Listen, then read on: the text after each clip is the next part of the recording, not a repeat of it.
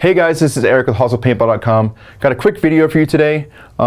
We've been receiving a lot of questions about which tank is best for you, which tank is best for your marker, how many shots you can get out of your marker with this size of tank, or even what size tank is best for speedball, for snake play, or for scenario, or whatever.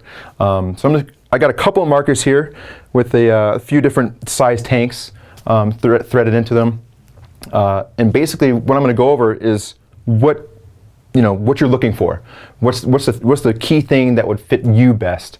So starting off with the biggest tank, obviously this Gorilla 100 is going to be something that you would want in your back, because as you can see, it feels like my profile is like 4 feet long or 3 feet long. If the bunker is right here and I'm posting up on somebody or I'm hiding from somebody, if they got an angle on me, it'd be easy for them to shoot me from the side, just simply because my arms are way out here, right?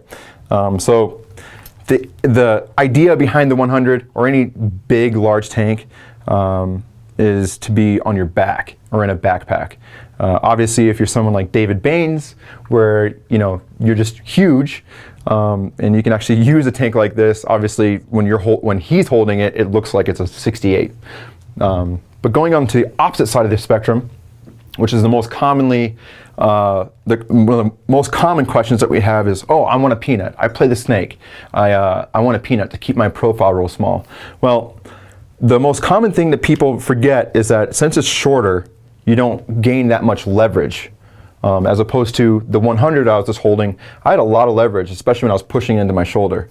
The 48, when I think of who I should sell these to or who should buy these, are kids that obviously can't really hold on to a 68 without putting it on top of their shoulder, or women, because obviously they have the equipment that us men don't have. So when they go to shoulder their tank, stuff kind of gets in the way. So the tank actually being shorter, they can actually just kind of tuck it in there into the nice pillow region, and they can actually still get their face behind their gun and actually play. You can see when I hold this up to me, I'm like, oh yeah, I could totally play with this. This is I can stay real small.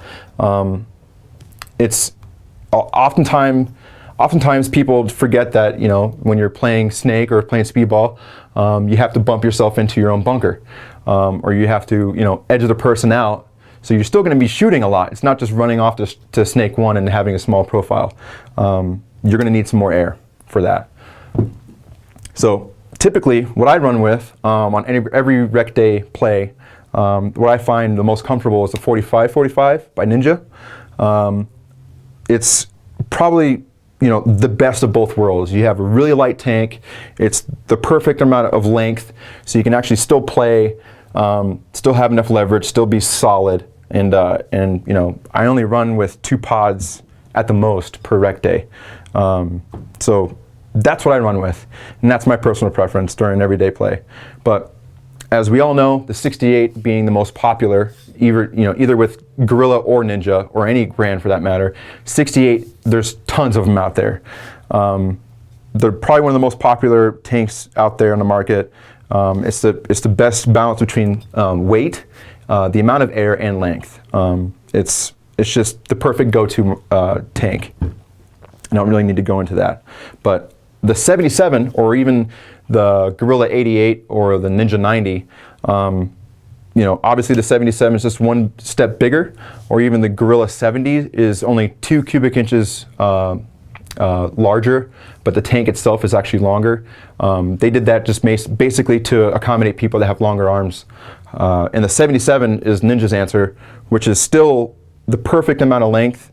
The tank isn't that fat or that much fatter, but if you're shooting a gas-hungry gun, or say like any type of spool which runs through air real crazy or like crazy, the 77 is going to give you that. So you can still shoot the same amount of paint and actually still have enough air. Dynasty Dissected's rule of thumb or guideline. And just like this video, this is all a guideline. If you like to play with 48, it's all personal preference. It's totally okay. It's not like you're doing anything wrong. It's just I want to help you guys out.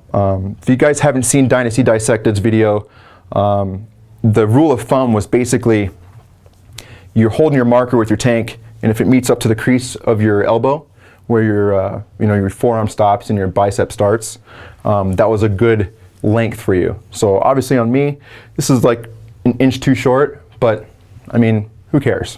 It's probably one of my favorites, along with the 45. But like I said again, guys, it's just a guideline.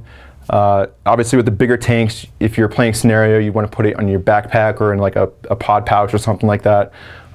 If you are totally comfortable and you feel like your profile is way smaller with a peanut, totally run with that. I'm just saying that for those of you that that have never played with a carbon fiber tank and don't know about the sizes, go to your local pro shop, put on a gun, even bring your gun down there if you want, and actually just get a feel for the differences in lengths and how wide the tanks are, because I know that it would really suck for you to buy a tank that you didn't really like, or that you bought and you thought that you would like it, and then it turns out that you absolutely hate it. So that being said, guys, you can pick up any of these markers or any of these tanks at hustlepaintball.com. If you have any questions or emails, you can email us at videos@hustlepaintball.com.